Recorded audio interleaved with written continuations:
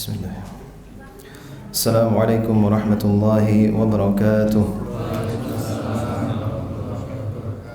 Innal hamdalillah nahmaduhu wa nasta'inuhu wa nastaghfiruhu wa natubu ilayh. Wa na'udzu billahi min shururi anfusina wa min sayyiati a'malina. May yahdihillahu fala mudilla lahu wa may yudlil fala hadiya lahu.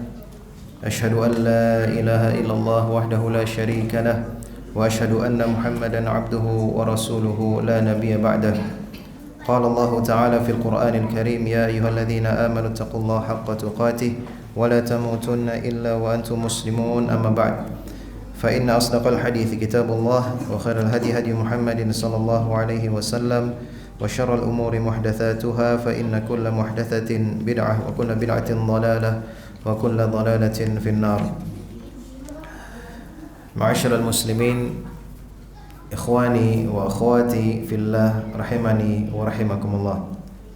Alhamdulillah, kita bersyukur pada Allah Azza wa Jalla yang sekali lagi masih memberikan kita nikmat kesehatan, nikmat waktu luang, yang mana kedua nikmat ini kita usahakan untuk memanfaatkannya dengan sebaik-baiknya.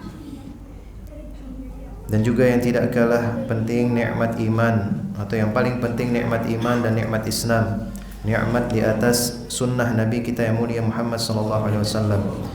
Nikmat kita masih diberikan keistiqomahan ya, untuk terus berjalan atau menegakkan syariat Allah Subhanahu wa taala di atas muka bumi ini. Maka patut kita untuk terus bersyukur pada Allah Subhanahu wa taala atas nikmat-nikmat tersebut, agar Allah SWT menambahkan nikmat itu atas kita semuanya. Ya, karena Allah Taala berfirman apa? La in syakartum la azidannakum. Ya, kalau kita dikasih hidayah ya sedikit saja oleh Allah SWT, namun kita pandai untuk mensyukuri hidayah yang sedikit itu, maka akan Allah tambah lagi apa? Hidayahnya. Ya, Allah akan perkuat lagi keimanannya. Ya, maka ini perlu terus disyukuri. Ya, perlu terus disyukuri. Baik.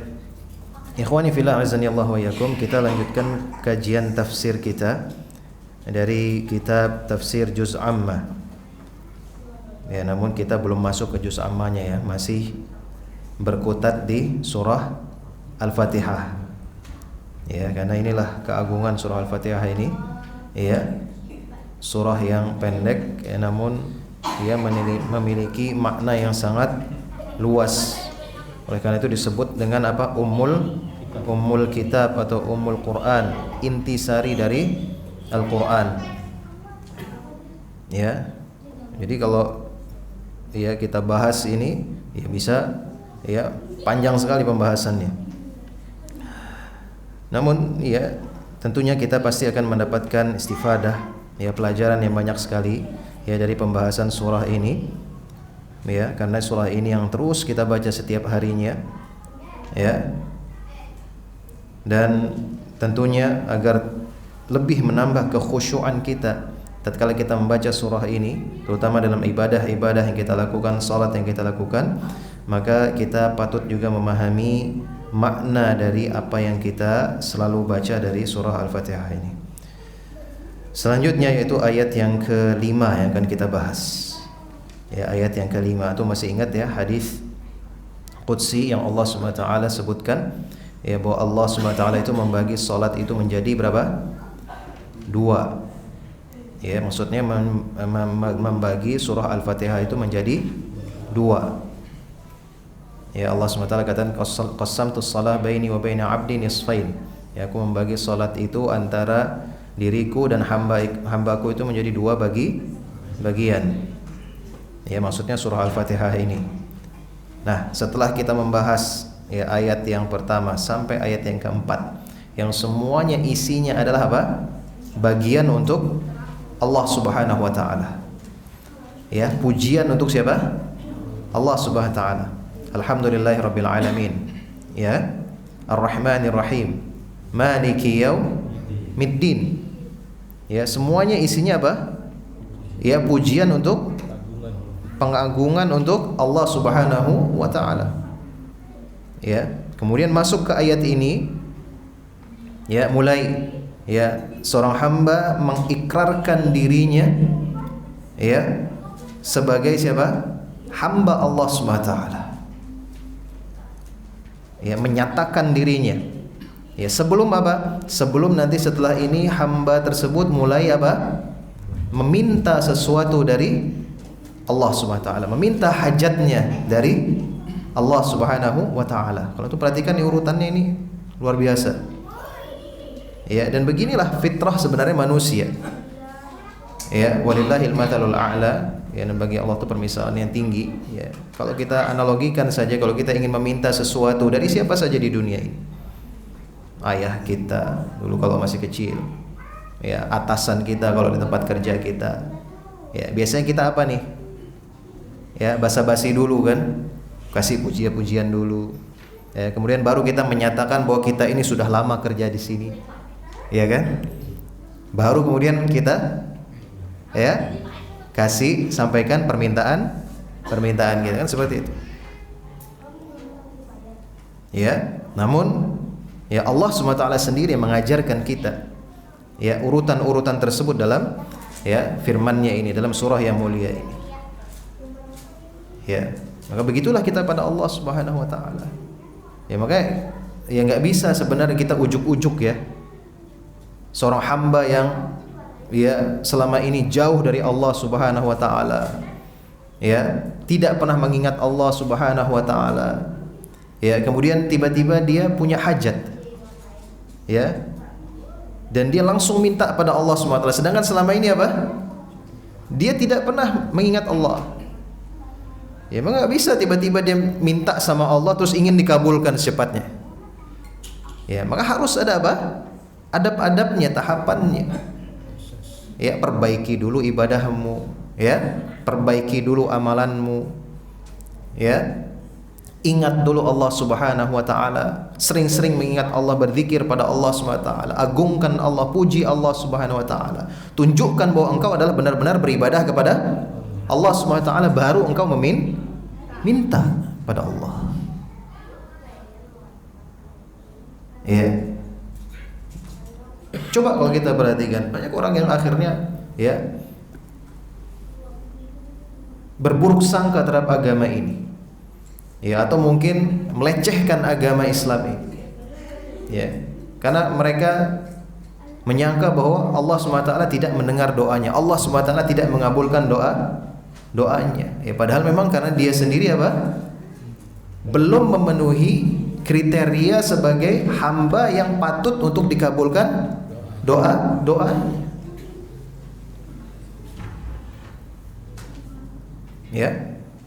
Oke, sini coba kita simak ya, setelah kita memuji Allah Subhanahu wa taala dengan pujian-pujian yang ya amat tinggi. Alhamdulillahirabbil alamin. Sudah kita bahas ya panjang lebar. Ar-Rahmanir Rahim, Maliki Yaumiddin. Kemudian di sini kita mengikrarkan iyyaka na'budu wa iyyaka nasta'in. Ya, kita mengikrarkan hanya kepadamu ya Allah kami menyembah, dan hanya kepadamu kami memohon pertolongan. Dan ini juga jangan hanya sekedar ikrar di mulut saja, harus ada buktinya dalam perilaku kita. Allah pasti melihat itu. Ya, kalau mungkin sama atasan kita, ya, kita bisa tutup-tutupi itu kelemahan-kelemahan kita. Ya.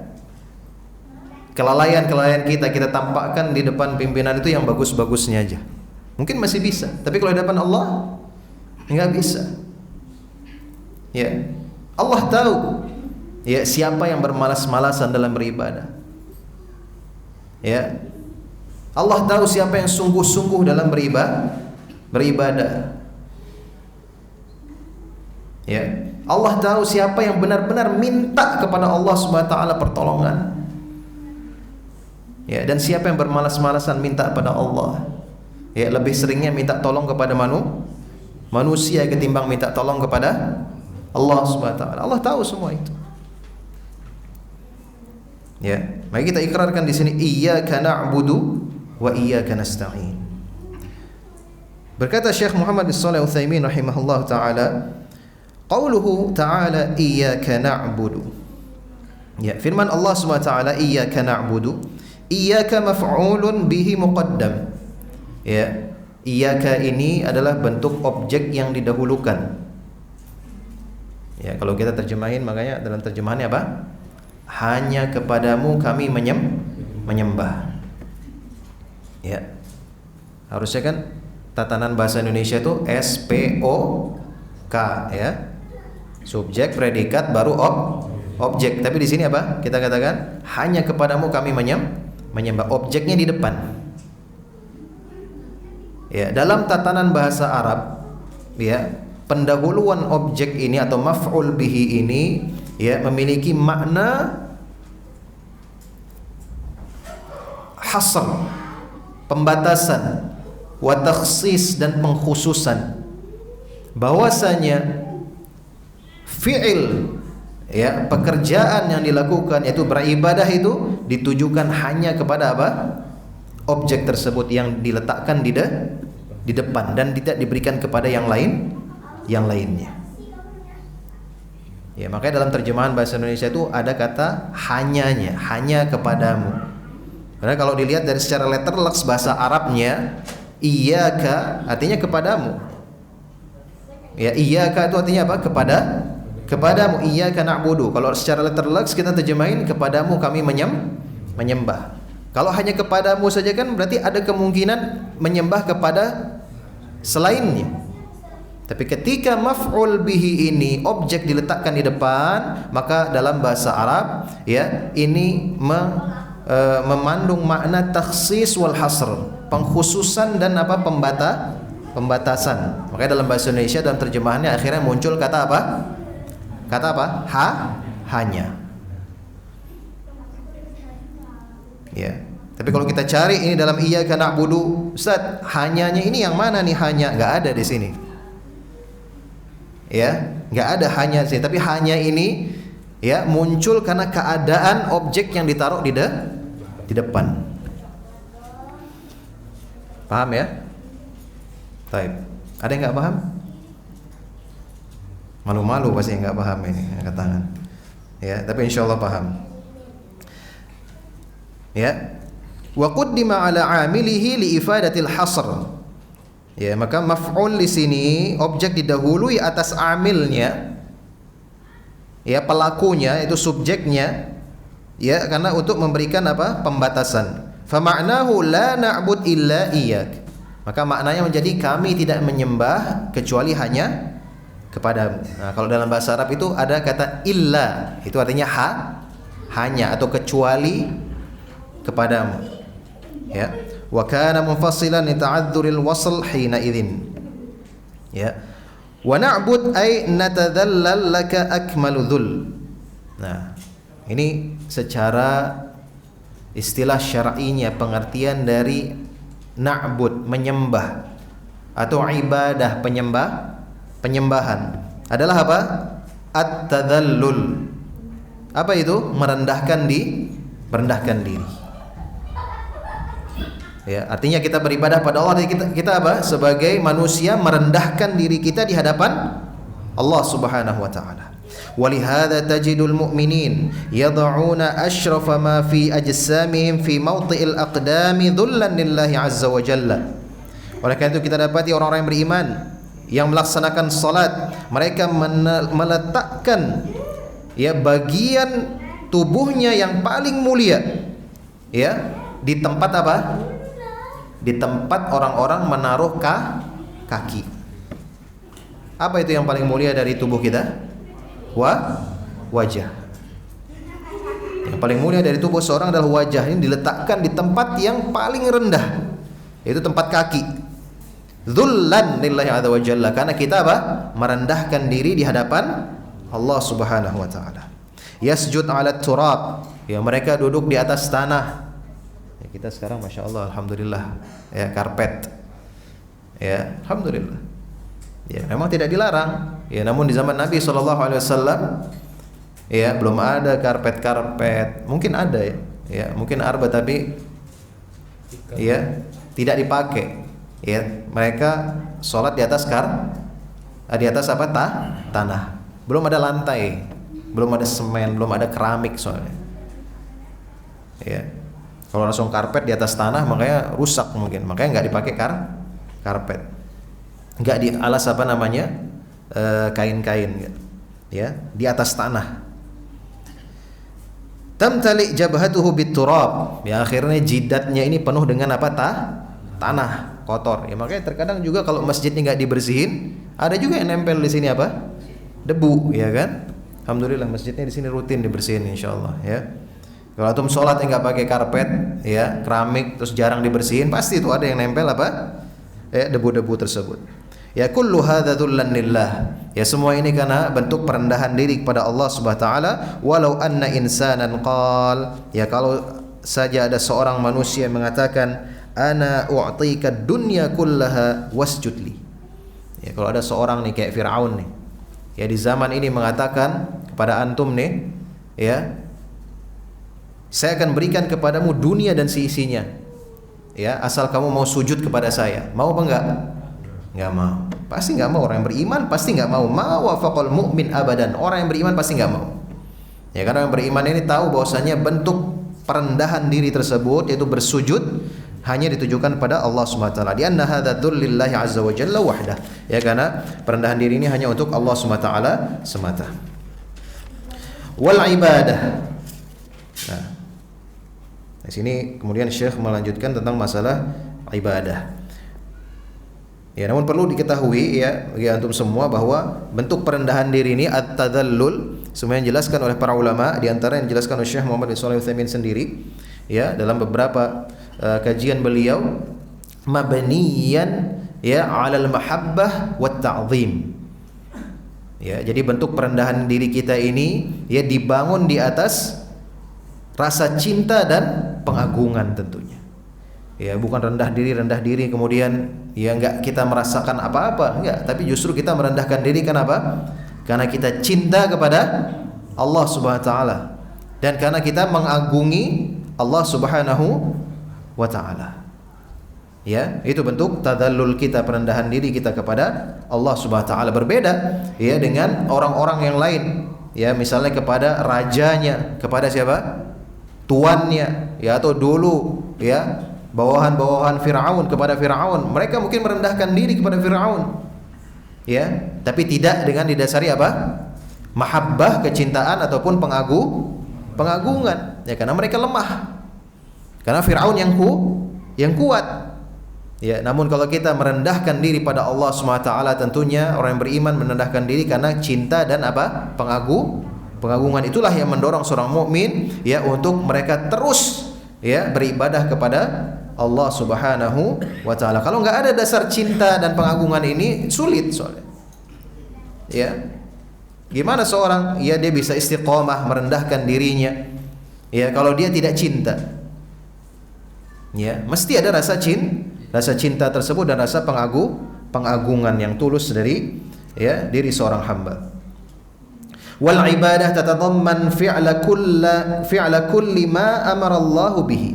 Nah, ibadah di sini beliau melanjutkan rahimahullah taala mengandung perbuatan-perbuatan yang diperintahkan oleh Allah Subhanahu wa taala. Ya, wa tarka kulli ma nahallahu an, dan meninggalkan segala sesuatu yang Allah larang. Ya, ini maksud dari ibadah. Ya. Ya, atau ya dalam pengertian yang lain sebagaimana dibawakan oleh Syekhul Islam Ibnu Taimiyah, ya, ibadah itu apa? Ismun jami'un likulli ma yuhibbuhu Allah wa yardah minal aqwali wal a'mali adh-dhahirah wal batinah. Ya, jadi ibadah itu menurut Syekhul Islam Ibnu Taimiyah ya adalah sebuah ungkapan ya yang mencakup segala sesuatu. Ya, segala sesuatu, segala perkara dari ucapan dan perbuatan yang tampak ataupun yang tersembunyi atau yang tidak tampak. Ya, apa itu yang tampak? Ya, yang tampak itu ya ucapan kita seperti zikir, kita ucapkan apa?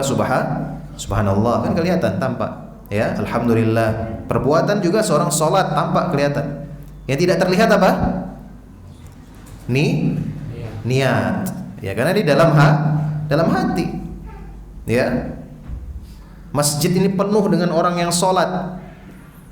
Ya, belum tentu niatnya ini sama semuanya. Ya. Ataupun misalnya mereka niatnya sama untuk beribadah pada Allah, ya, namun takarannya bisa berbeda-beda. Ya. Tingkat keikhlasannya juga bisa berbeda-beda. Itu yang namanya amalan apa? Yang tidak tampak atau amalan hati. Ya. Baik.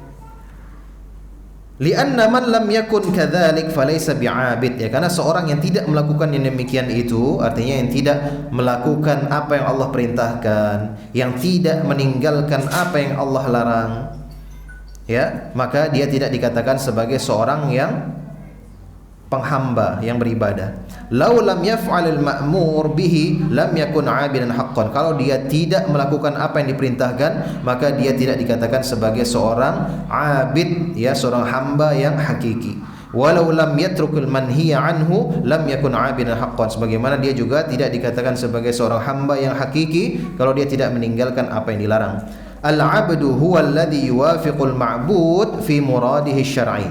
Maka seorang hamba itu adalah yang melakukan, ya, apa yang diinginkan oleh apa yang disembah. Ya, yang melakukan apa yang diinginkan oleh yang disembah. Ya, fi muradihi syar'i, ya, sesuai dengan keinginannya dalam syariat ini. Fal ibadah tastalzim an yaquma al-insan bi kulli ma umira bihi wa an yatruk kull ma nuhiya an. Maka ibadah ini, ya, mengharuskan seseorang untuk melakukan apa yang diperintahkan kepadanya dan meninggalkan apa yang dilarang. Wala yumkin an yakuna qiyamuhu hadza bighairi ma'unatillah. Nah, ini dengan catatan, ya. Dengan catatan, ya, bahwasanya dia tidak mungkin ia melakukan peribadahan tersebut melainkan karena apa? Pertolongan dari Allah. Ini kuncinya. Kenapa, ya, akhirnya ibadah ini disandingkan dengan apa? Memohon pertolongan. Ya, hanya kepadamu kami menyembah dan hanya kepadamu kami memohon pertolongan. Karena seorang tidak mungkin, ya, bisa melakukan ibadah tersebut dengan benar, ya, kecuali itu karena apa? Ma'unatun minallah, pertolongan dari Allah Subhanahu wa taala. Walihada qala ta'ala wa iyyaka nasta'in. Oleh karena itu Allah Subhanahu wa taala katakan lanjutan dari ayat tersebut, dan hanya kepadamu kami memohon pertolongan. Ai la nasta'in illa iyyaka 'alal ibadah wa ghairiha. Ya, maksudnya tidaklah kami memohon kepadamu ya Allah, ya, dalam rangka beribadah ataupun yang lainnya. Wal isti'anah talabul aun, dan yang disebut dengan memohon pertolongan itu adalah memohon, ya, aun, bantuan, ya, memohon apa? Bantuan. Wallahu subhanahu wa ta'ala yajma' bainal ibadah wal isti'anah aw at-tawakkul fi mawatin 'iddah fil Qur'anil Karim. Dan Allah subhanahu wa ta'ala, ya, menggabungkan antara ibadah dan memohon pertolongan dan bertawakal kepada Allah dalam banyak tempat di dalam Al-Qur'an. Ya, kalau kita meneliti Al-Qur'an, kita akan dapati banyak sekali, ya, Allah menyandingkan peribadahan kepadanya dan memohon pertolongan ini dalam banyak tempat dalam Al-Qur'an. Ya, karena sering, ya, dari zaman Nabi sallallahu alaihi wasallam, bahkan dari zaman para nabi sebelum Nabi kita yang mulia Muhammad sallallahu alaihi wasallam, ya, orang-orang yang mereka mengenal Allah sebenarnya, ya, mereka tahu siapa yang menciptakan mereka? Allah. Ya, siapa yang memberikan rizki kepada mereka? Allah. Ya, namun mereka masih meminta bantuan kepada selain Allah Subhanahu wa taala. Nah, ini yang terjadi. Ya, ini yang terjadi pada, ya, umat-umat terdahulu, ya, ataupun, ya, umat Nabi Muhammad sallallahu alaihi wasallam ini sendiri di zaman ini saat ini. Ya, mengaku beriman, mengaku sebagai seorang muslim, ya, tapi masih minta pertolongan kepada selain Allah pada perkara-perkara yang hanya mampu dilakukan oleh Allah Subhanahu wa taala itu sendiri. Ya. Makanya perlu, ya, Allah Subhanahu wa taala di sini banyak mengingatkan. Ya, ketika mengingatkan tentang ibadah, Allah juga mengingatkan tentang mohon pertolongan hanya kepada Allah. Li'annahu la qiyama bil ibadah 'ala al-wajhil akmal illa bi ma'unatillah wa tafwid ilaihi wa tawakkul alaihi. Ya, karena tidak ada bentuk peribadahan ya yang bisa dilakukan dengan sempurna ya kecuali dengan atas pertolongan Allah Subhanahu wa taala dan menyerahkan diri kepadanya. Baik. Ini penjelasan ya dari beliau rahimahullah taala, yaitu Syekh Muhammad bin Shalih Al-Utsaimin, ya secara ringkas tentang tafsiran dari Iyyaka na'budu wa iyyaka nasta'in. Selanjutnya beliau membawakan fawaid, ya faedah-faedah yang bisa kita ambil dari ya ayat yang mulia ini. Yang pertama min fawaidil ayah ikhlasul ibadati lillah. Ya, di antara faedah dari ayat ini adalah bagaimana seorang berusaha untuk mengikhlaskan ibadahnya hanya kepada Allah SWT. Dari mana itu? Dari firman Allah, Iyyaka na'budu. Jelas. Ya, jelas. Ya, ibadah itu dikhususkan hanya untuk Allah Subhanahu wa taala. Ya, wajhul ikhlas taqdimul maf'ul. Dan di sini ya bentuk pengikhlasannya ya adalah dengan mendahulukan maf'ul bihinya, ya mendahulukan apa? Objeknya. Ya, maka artinya menjadi apa? Hanya kepadamu kami menyembah. Kemudian yang kedua, selain ikhlas dalam beribadah, ikhlasul isti'anah billahi azza wa jal. Ya, seorang juga harus apa? Mengikhlaskan, memurnikan maksudnya ikhlas tersebut. Ya, ikhlas artinya apa? Memurnikan. Ya. Isti'anahnya, memohon pertolongannya hanya kepada Allah Subhanahu wa taala. Karena Allah Subhanahu wa taala berfirman, "Wa iyyaka nasta'in." Di sini juga Allah Subhanahu wa taala mendahulukan maf'ul bihinya, objeknya. Ya, sehingga artinya sama, hanya kepadamu kami memohon pertolongan. Nah, kemudian mungkin timbul ya pertanyaan ya di benak banyak manusia. Ya. Maka di sini beliau ya rahimahullah taala ya membawakan ya apa sih pertanyaan yang sering muncul ya terkait ayat yang mulia ini. Fa in qala qail kaifa yuqal ikhlasul isti'anati billah wa qad jaa fi qoulihi ta'ala wa ta'awanu 'alal birri wat taqwa. Ya, bagaimana ya kita mengatakan ya dalam ayat ini kita mengatakan hanya kepadamu kami memohon pertolongan. Maka bagaimana kita mengkhususkan, memurnikan ya, memohon pertolongan itu hanya kepada Allah Subhanahu wa taala. Padahal Allah Subhanahu wa taala berfirman juga dalam ayat yang lainnya dalam surah Al-Maidah ayat yang kedua, wa ta'awanu 'alal birri wat taqwa, dan tolong menolonglah kalian dalam kebaikan dan ketakwaan. Bagaimana ini? Ya, ini pertanyaan. Ya, mungkin sering ya terlintas ya di benak kita semua. Maka dalam ayat ini ya wa ta'awanu 'alal birri wat taqwa itsbatul ma'unah min ghairillahi 'azza wa jalla. Ya, ada penetapan ya bahwasanya pertolongan itu datangnya juga dari selain Allah Subhanahu wa taala, karena manusia juga saling tolong menolong. Ya, bagaimana ini menggabungkannya? Dan juga Nabi sallallahu alaihi wasallam bersabda dalam hadis yang dikeluarkan oleh Imam Bukhari, ya, tu'inur rajul fi dabatih. Nah, ini di antara bentuk sedekah kita yang bisa kita lakukan, tidak hanya dengan harta kita, tapi bisa juga dengan tenaga kita kalau kita memiliki kemampuan. Tu'inur rajul fi dabatih, ya kita menolong seorang dengan kendaraannya.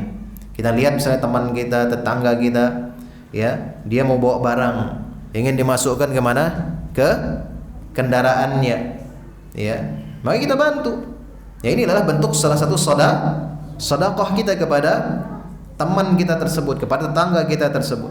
Fatahmiluhu 'alaiha, kita bawakan itu, ya, bawaan-bawaannya, barang-barangnya ke atas kendaraannya, au tarfa'lahu 'alaiha mata'ahu sadaqah. Ya, kita bawakan barang-barangnya itu ke atas kendaraannya, maka ini dihitung sebagai apa? Sedekah. Nah, ini bentuk pertolongan atau tidak? Pertolongan. Ya, maka gimana menggabungkan ini? Paham enggak? Ya kan ayat menyebutkan bahwa kita hanya minta pertolongan kepada Allah. Tapi ternyata manusia juga bisa apa? Minta pertolongan satu sama lain. Bahkan yang bisa menolong juga manusia, ternyata bisa menolong manusia yang lainnya. Bukan hanya Allah saja yang bisa menolong. Maka jawabannya adalah annal isti'anah naw'an. Ya, memohon pertolongan itu ada dua jenis. Ya, isti'anah tafwid. Ya. Bentuk isti'anah yang ini khusus untuk Allah Subhanahu wa taala. Artinya isti'anah bima la yaqdir illallah. Ya, bentuk memohon pertolongan terhadap sesuatu yang tidak bisa dilakukan kecuali oleh Allah Subhanahu wa taala. Nanti ada contoh-contohnya. Ya. Bima'na annaka ta'tamid 'ala Allah 'azza wa jalla wa tatabarra' min haulik wa quwwatik. Ya. Wa hadha khasun billahi 'azza wa jalla. Ya. Bima'na artinya engkau menyandarkan diri hanya kepada Allah Subhanahu wa taala. Dan engkau berlepas diri dari apa? Kekuatanmu sendiri, ya, ataupun kekuatan orang lain. Ya, wa hadza khasun billahi azza wa jalla. Ya, artinya tidak bisa dilakukan oleh manusia siapapun. Ya, maka ini khusus untuk Allah Subhanahu wa taala. Wa isti'anah bi ma'na al-musyarakah fima turid an taquma bihi. Fa hadhihi jaizah idza kana al-musta'an bihi hayyan qadiran 'ala al-i'anah. Ya, dan bentuk isti'anah yang kedua, ya, ada isti'anah yang bentuknya musyarakah. Ya, artinya bisa dilakukan di antara manusia yang ingin mereka lakukan. Ya, maka ini boleh ya untuk kita memohon pertolongan satu sama lain. Dengan catatan, ingat, dengan catatan idza kana al-musta'an bihi hayyan qadiran 'ala al-i'anah. Kalau yang dimintai pertolongan itu adalah seorang yang masih hidup, ya, dan dia mampu untuk memberikan pertolongan. Li'annahu laisa ibadah, karena yang demikian ini, ya, pertolongan satu sama lain sama manusia, yang manusia memang bisa melakukannya, mampu melakukannya, mau melakukannya, ya, maka ini tidaklah termasuk ibadah. Ya, walihada qala Allah Ta'ala, oleh karena itu Allah Subhanahu wa taala mengatakan wa ta'awanu 'alal birri wat taqwa, dan menolonglah engkau ya dalam perbuatan baik dan ketakwaan. Ya, maka apa contohnya? Ya, apa contohnya? Bentuk pertolongan yang tidak bisa kita dapatkan hanya dari Allah Subhanahu wa ta'ala. Banyak sebenarnya, banyak, ya. Kita minta apa? Rizki, dimudahkan rizki kita. Ya, dimudahkan rizki kita. Siapa yang memberikan rizki? Allah Subhanahu wa ta'ala. Ya, adapun manusia, mereka hanya sebagai sebab.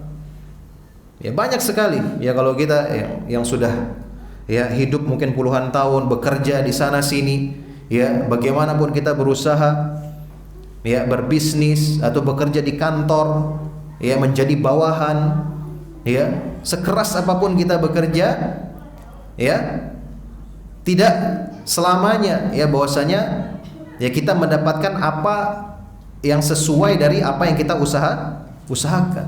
Betul atau tidak? Ya. Walaupun ada istilah apa? Hasil tidak mengkhianati usaha. Ada nggak istilah kayak gitu? Ada ya? Tapi ternyata sering dikhianati nggak? Hah? Sering dikhianati ya? Sering merasa dikhianati. Ya, sering merasa dikhianati. Ya, jangan kita katakan langsung ya, istilah itu sebenarnya ada benarnya ada salahnya, tergantung gimana kita memandangnya. Kalau kita memandang hanya zahirnya saja, yang kelihatannya saja, betul. Ya, seolah-olah kita sering dikhianati. Hasil itu sering mengkhianati usaha kita, udah pontang-panting kerja segala macam, ternyata dapatnya cuman ya sebulan cuman 1 juta. Ya, sebulan mungkin cuman 5 juta, padahal kerjanya dari ya subuh sampai ya sampai subuh lagi. Ya. Ya. Pontang-panting ya kerjanya cuman dapat 5 juta misalnya. Enggak cukup ini. Ya. Nah, ini karena kalau seorang ya, tidak beriman, ya. Tidak beriman. Ya, maka dia akan terus merasa kurang. Ya, padahal kalau dia menanamkan pada dirinya itu rasa qanaah, mencukupkan diri. Ya, cukup. Pasti yang Allah berikan kepadanya itu adalah cukup. Ya, tinggal dia merubah ya gaya hidupnya, ya, merubah kebiasaannya. Ya, dan kalaupun Allah belum memberikan ya hasil ya sebagaimana yang diharapkan dari usaha yang sudah dia lakukan, ya, maka Allah Subhanahu wa taala ya pasti tidak akan menyia-nyiakan usaha tersebut. Ya, bisa jadi ya misalnya nih kita berpindah dari bentuk ibadah kita. Doa-doa yang yang seorang lakukan, ibadah yang terus-menerus dilakukan dan dia terus berdoa pada Allah Subhanahu wa taala dan doanya belum dikabulkan. Ya, misalnya doanya belum dikabulkan padahal dia sudah sungguh-sungguh minta pada Allah Subhanahu wa taala. Ya, maka dalam perkara ini agama kita menjelaskan, dalam hadis Nabi sallallahu alaihi wasallam menjelaskan ya bahwasanya bentuk pengkabulan doa itu ada berapa? Ada 3 macam. Ya. Nah, ini supaya kita tidak merasa hasil itu ya tidak mengkhianati usaha. Dalam agama itu benar istilah itu kalau kita lihat dari ya kacamata ini. Ya, bahwa hasilnya itu pasti sesuai dengan apa yang kita usahakan. Ya, kalau Allah yang menilai. Ya, pasti sesuai dalam ibadah kita. Ya, maka orang yang doa terus, ibadahnya sudah kencang, doa terus tapi ternyata belum dikabulkan keinginannya, maka kemungkinannya ada 3. Ya, pertama bisa jadi ya dia dikabulkan doanya, diberikan apa yang dia mau. Tapi kalau itu belum ya Allah berikan kepadanya, maka yang kedua apa? Dia dihindari dari musibah, petaka, ya, musibah yang semisal dengan apa yang dia inginkan. Wallahu alam, kita nggak tahu. Dan kita mungkin tidak bisa menakar, ya. Kita tidak bisa menakar musibah apa yang mungkin kita hadapi, ya, dan manfaat apa yang mungkin kita dapatkan dari doa kita. Ya, kita tidak bisa menakar, tapi itulah yang Allah Subhanahu wa taala berikan pada kita. Dan yang ketiga apa? Ya, Allah menjadikannya tabungan nanti di akhirat doa-doa yang kita lakukan itu. Artinya apa? Hasilnya nanti ada di akhirat. Tinggal kita beriman enggak? Ya, beriman atau tidak dengan hadis Nabi SAW ini? Beriman atau tidak? Beriman atau tidak? Ini sebagaimana dulu para sahabat ya dikabarkan tentang apa? Perjalanannya Nabi SAW Isra Mi'raj yang waktu itu merupakan peristiwa yang sangat mustahil. Jangankan ke langitnya, ya, ke Masjidil Aqsa saja dalam semalam itu mustahil. Tapi orang-orang beriman apa yang mereka lakukan? Mereka percaya. Abu Bakar Siddiq pelopornya, mereka percaya. Maka demikian juga kita percaya. Ya. Maka benar istilah tadi ya dalam perspektif ibadah bahwa hasil itu tidak mengkhianati usaha atau berusaha aja terus ibadah sebaik-baiknya. Ya, maka Allah Subhanahu wa taala tidak pernah menyia-nyiakan amalan yang kita lakukan. Baik, kita lanjutkan sedikit lagi. Ya, tadi kesimpulannya bahwa memohon pertolongan itu ada 2 macam. Ya, ada yang khusus, ya, hanya bisa dilakukan oleh Allah Subhanahu wa taala, dan yang bisa juga dilakukan oleh manusia satu sama lain, maka ini boleh. Nah, maka di sini ada pertanyaan lagi. Ya, kalau misalnya ada yang bertanya, wa hal isti'anah bil makhluq jaizah fi jami'il ahwal. Lantas apakah meminta pertolongan kepada makhluk, ya, pada manusia, maka ini boleh dalam setiap keadaan? Nah, maka jawabannya harus dilihat dulu, ya. La, maka jawabannya jelas di sini tidak. Ya, karena harus dilihat dulu. Al-isti'anah bil makhluq innama tajuzu haitsu kana al-musta'an bihi qadiran 'alaiha. Ini harus digarisbawahi. Meminta pertolongan kepada makhluk sama manusia, ya, maka ini dibolehkan ya selama orang yang dimintai tolong ini memang mampu melakukannya. Ya, karena manusia ini memiliki batasan. Ya, memiliki batasan. Wa amma idza lam yakun qadiran fa innahu la yajuz an tasta'in bihi. Nah, karena kalau dia tidak mampu, maka engkau tidak boleh minta tolong kepadanya. Nah, apa contohnya? Kama law ista'ana bi sahibi qabrin fa hadha haram. Nah, contoh misalnya kita minta tolong kepada orang yang sudah mati, datang ke kuburan. Kan harus minta tolong harus sama orang yang masih hidup. Ya, kalau hidup berarti dia punya kemampuan, dia masih punya keinginan mau melakukan atau tidak. Ya, karena itu ya meminta pertolongan itu ya dari orang yang memang masih punya dua hal. Yang pertama itu apa? Keinginan, ya, atau dalam bahasa Arabnya itu namanya iradah, dan kemampuan atau qudrah. Ya, karena kadang orang punya keinginan tapi nggak punya kemampuan. Ini bisa bantu apa enggak? Nggak bisa. Misalnya kita minta tolong sama orang yang cacat, ya enggak? Ada orang cacat, jalan aja susah, apalagi mau ngangkut barang. Kita minta tolong sama dia, dia mau sebenarnya. Bisa nggak dia bantu kita? Nggak bisa. Atau kita minta tolong sama orang yang, ya, teman kita datangin misalnya, dia lagi sibuk depan komputer, sibuk banget, banyak kerjaannya. Kita tahu teman kita ini suka nolong kita, tapi karena dia lagi sibuk, ya, super sibuk, dia mampu bantu kita. Kira-kira dia bakal nolong apa enggak? Bakal nolong apa enggak? Enggak, karena dia enggak mau nolong kita saat itu. Ya, tidak punya keinginan. Artinya apa? Irodahnya tidak ada, tapi kemampuannya ada. Ya. Tapi kalau kita datang misalnya sama teman kita yang lagi senggang, duduk-duduk, ya, dan dia orangnya baik hati, senang bantu kita, terus kita minta tolong sama dia, kira-kira mau nggak dia nolong? Mau dia nolong, karena dia punya apa? Keinginan, iradah, dan juga punya apa? Kemampuan untuk menolong. Ya, namun perlu dicatat di sini, ya, ikhwani wa akhwati fillah, ya, bagaimanapun kita minta pertolongan kepada manusia ini, ya, dan mereka mampu menolong, mereka mau menolong kita, ya, kita tetap harus hadirkan apa? Hubungan kita dengan Allah Subhanahu wa taala ketika kita minta tolong kepada manusia. Apa maksudnya?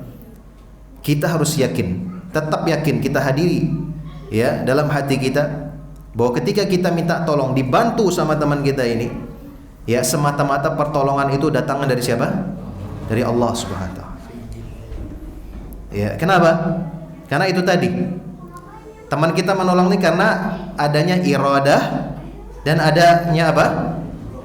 Qudrah, adanya keinginan dan adanya apa? Kemampuan. Siapa yang menciptakan keinginan dan kemampuan ini? Siapa yang ciptakan? Allah Subhanahu wa taala. Karena Allah yang berkehendak. Kalau Allah nggak berkehendak, nggak akan dia mau nolong kita. Ya, maka dalam Al-Quran Allah sebutkan dalam firman-Nya banyak sekali, walau sya'allahu ma fa'aluh. Kalau Allah mau maka mereka tidak akan melakukan itu. Ya, walau sya'allahu maqtatalu. Kalau Allah berkehendak, niscaya mereka tidak akan, ya, saling berperang. Ya, dan seterusnya. Banyak sekali. Ya, ketika Allah katakan walau sya'allah, kalau Allah berkehendak. Artinya semuanya ini ke atas kehendak siapa? Allah Subhanahu wa taala. Atas penciptaan Allah Subhanahu wa taala. Maka ini harus kita hadirkan jemaah yang dimuliakan Allah Subhanahu wa taala. Boleh kita minta tolong. Silakan. Namun ketika kita ditolong ini, tetap kita harus hadirkan bahwasanya, ya, teman kita ini menolong, tetangga kita ini nolong, saudara kita ini nolong karena apa? Karena kehendak dari Allah Subhanahu wa taala, karena pertolongan dari Allah Subhanahu wa taala. Maka seorang hamba juga tidak lupa untuk dia selain bersyukur kepada temannya, manusia yang menolongnya, juga dia tetap bersyukur kepada Allah Subhanahu wa taala. Wa amma idza lam yakun qadiran fa innahu la yajuz an tasta'in bihi kama law ista'ana bi sahibi qabr fa hadha haram. Nah, maka kalau orang itu tidak bisa menolong, seperti minta tolong kepada orang yang sudah mati, datang ke kuburan, maka ini haram. Enggak boleh.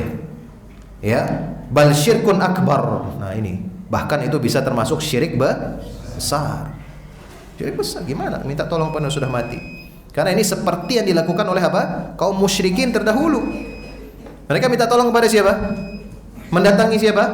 Berhala. Mereka dikatakan oleh Nabi siapa? Orang-orang musyrikin. Ya, walaupun mereka mengakui adanya Allah, walaupun mereka mengakui yang menciptakan mereka Allah. Ya, bahkan walaupun mereka beribadah kepada Allah. Ya, bahkan walaupun mereka beribadah kepada Allah, tapi kalau mereka masih minta tolong kepada selain Allah, ya, pada perkara-perkara yang hanya Allah bisa lakukan, ya, maka ini termasuk apa? Syirik besar. Lianna sahibal qabr la yughni an nafsihi syai'an. Fa kaifa yu'inu? Karena orang yang sudah mati ini enggak bisa nolong dirinya sendiri, ya. Ya, udah mati dia. Ya, Nabi SAW katakan apa? Idza matal insan inqata'a anhu amaluh. Selesai. Kalau manusia sudah mati, terputus darinya seluruh amalannya, selesai, enggak bisa mereka beramal lagi. Ya. Bagaimana kita bisa minta tolong sama dia untuk mudahin urusan kita? Ya, untuk melancarkan urusan kita. Ya, maka ini kan tidak masuk di akal. Ya, namun begitulah ya, kita kalau menghadapi orang-orang awam ini, ya, beda memang. Orang-orang awam yang mereka sudah punya kebiasaan turun-temurun datangi kuburan, minta pertolongan ke sana. Ya, kalau tiba-tiba kita membantah mereka, ngasih tahu mereka pasti apa? Ya, langsung memusuhi kita. Lari dari kita. Karena sudah menjadi apa?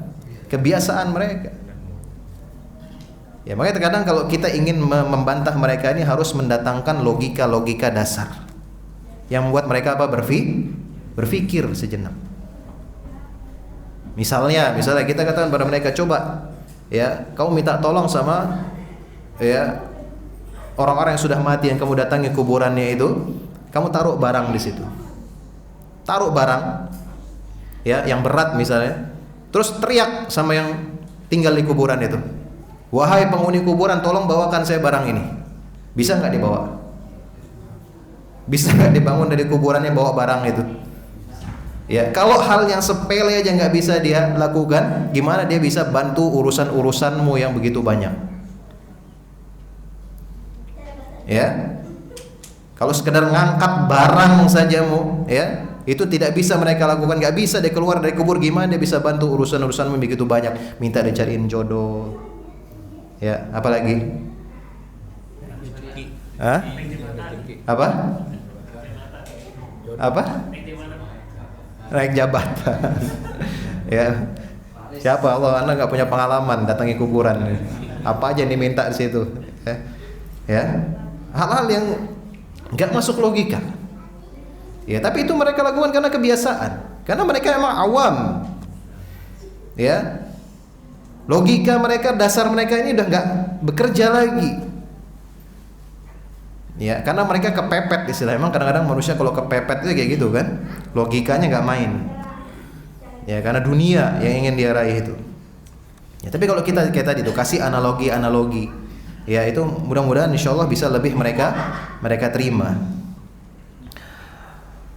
Wa kama law ista'ana bi ghaib fi amrin la yaqdir alaihi mithlu an ya'taqid anna al-wali alladhi fi syarq ad-dunya yu'inuhu ala muhimmatihi fi baladihi fa hadha aidan syirkun akbar li'annahu la yaqdir an yu'inahu wa huwa hunak. Nah, ini contoh lain nih. Ya, sebagaimana seorang meyakini ya bahwa orang yang jauh di sana, wali misalnya, ya, itu bisa apa? Membantu dia. Ya, walinya jauh, tinggalnya di negeri ya Timur Tengah sana misalnya. Ya, kemudian dia doa bertawasul dengan wali tersebut. Ini nggak mati nih, masih hidup nih. Cuman ya jauh. Tawasul menyebut namanya, minta tolong dibantu. Ya, dia yakini itu bisa dilakukan. Ya, antum mungkin yang masih berpikir sehat ya, berakal sehat mungkin ngerasa itu nggak masuk akal, tapi mungkin mereka ya meyakini itu. Ya, tapi bagaimana ya wali tersebut yang tinggalnya jauh itu bisa membantu urusan-urusannya dia yang tinggal di sini? Kan nggak mungkin. Ya, makanya kita perlu kasih penjelasan ke mereka, kasih logika-logika dasar. Ya. Coba tolong tadi minta orang yang wali yang jauh itu bawakan barangmu di sini, bisa apa enggak? Enggak bisa, dia datang tiba-tiba dari sana bawain barang sini, enggak bisa. Kecuali paling nyuruh orang, ya kan? Nelpon dulu baru nyuruh orang bawain, ya. Kalau itu juga masuk akal. Baik. Fa in qala qail, sedikit lagi. Nih ya, kalau ada pertanyaan lagi ya, kalau masih ada yang bertanya lagi. Fa in qala qail, hal yajuzu an yasta'in al-makhluq fi ma tajuzu isti'anatuh? Ya, boleh enggak kita minta tolong kepada makhluk, ya kepada manusia, ya pada perkara-perkara memang boleh kita minta tolong. Ya kayak tadi itu minta bawain barang, minta diantar ke sini dan seterusnya. Ya, maka jawabannya al-aula alla yasta'in bi ahadat illa 'indal hajah. Nah, maka ini ada nasihat dari beliau rahimahullah taala Syekh Muhammad bin Shalih Al-Utsaimin, yang lebih utama itu kita tidak minta tolong. Ya, kecuali memang kita benar-benar butuh bantuan. Ya, kita tuh tidak minta tolong ya kecuali benar-benar butuh bantuan. Au idza alima anna sahibahu yusrun bidzalik. Atau kalau memang kita tahu ya, yakin bahwasanya orang yang ingin kita mintai tolong ini orang yang gampangan gitu. Ya, enggak perhitungan. Ya kan, kadang kita punya kan teman-teman yang kayak gitu kan, sahabat-sahabat yang kayak gitu, sahabat yang enggak perhitungan, gampangan dia ngulurin tangan. Ya, maka ini enggak apa-apa, fa yasta'in bihi. Maka dia minta tolong min ajli idkharis surur alaihi. Untuk tujuan apa? Supaya menyenangkan dia. Kadang-kadang ada kayak gitu. Sahabat yang suka dimintai tolong, ada kadang kayak gitu. Nah, kita minta tolong kepadanya. Ya, supaya dia senang juga. Ya. Karena dia dianggap sebagai sahabat kita, teman dekat kita. Ya, dan kita juga senang nolong dia. Ya. Wa yanbaghi liman talabat minhu al-i'anah ala ghairil itsm wal 'udwan an yastajib lidzalik. Dan juga patut bagi orang yang dimintai pertolongan, ya ini kalau kita dimintai pertolongan, ya, pada perkara-perkara yang tidak terkandung perbuatan dosa di dalamnya ataupun permusuhan. Artinya alal birri wat taqwa tadi. Ya, memang dalam rangka kebaikan ya dan ketakwaan, maka kita patut untuk menjawab ya permohonan bantuan tersebut. Ini enggak boleh kita nolak. Ya, ini yang sepatutnya dilakukan oleh seorang yang beriman. Wallahu taala alam. Ya, mungkin itu yang bisa disampaikan ya tentang mengikhlaskan ibadah hanya untuk Allah Subhanahu wa taala dan mengikhlaskan memohon pertolongan juga hanya kepada Allah Subhanahu wa taala, tentunya dalam perkara-perkara yang hanya bisa dilakukan oleh Allah Subhanahu wa taala semata. Ya, mudah-mudahan ini menjadi lebih jelas bagi kita semuanya tentang ayat yang mulia ini ya, sehingga kita dituntut tentunya selanjutnya untuk apa? Mempraktekkannya, mengaplikasikannya dalam kehidupan kita sehari-hari. Karena bisa jadi ini prakteknya ini tidak semudah apa yang kita bicarakan sekarang ini. Teori dan antum mendengarkannya juga mudah kan? Ya kan? Dengarkannya mudah kan? Tapi nanti prakteknya ya kita doa minta sama Allah SWT supaya dimudahkan oleh Allah SWT. Kita ikhlas ibadah hanya kepada Allah.